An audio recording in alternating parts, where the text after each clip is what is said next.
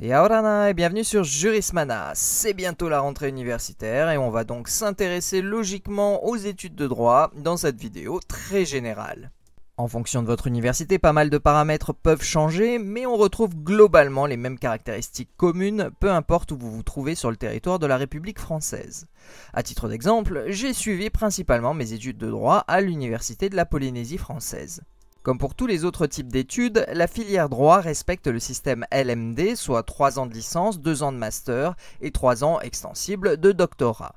A noter que vous pouvez aussi faire la demande de l'ancien diplôme de DUG si vous passez vos 2 premières années de licence, et le diplôme de maîtrise si vous passez votre première année de master.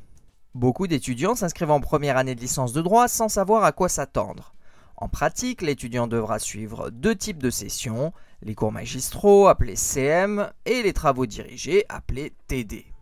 Les CM sont généralement donnés par des enseignants titulaires, soit des maîtres de conférences ou des professeurs des universités, alors que les TD sont dans la plupart des cas pris en charge par des étudiants ayant validé leur master et continuant éventuellement en thèse, voire des professionnels du droit.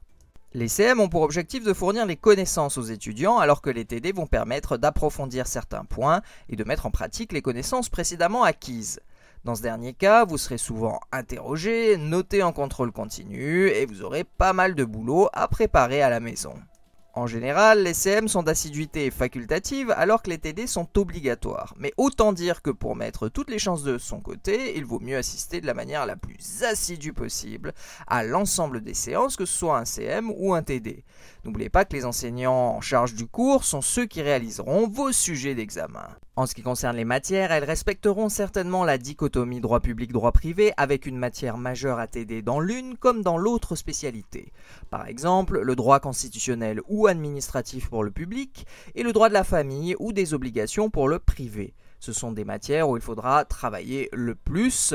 A noter que la spécialisation de l'étudiant à proprement parler n'interviendra qu'en master, la licence étant généraliste. L'année est divisée en 2 semestres, dont la fin est rythmée par des examens. Selon votre université, vous aurez 1 ou 2 sessions d'examen par semestre, c'est-à-dire que vous pourrez éventuellement bénéficier d'un rattrapage si vous n'avez pas validé votre semestre. Là aussi, c'est très variable, selon les règlements des études, vous pourrez peut-être passer en 2e année, alors même que vous n'avez pas totalement validé la première. Et voilà, nous en avons terminé avec cette petite vidéo sur les études de droit. Nous aurons l'occasion d'y revenir, mais n'hésitez pas à me poser des questions en commentaire si vous voulez approfondir certains points.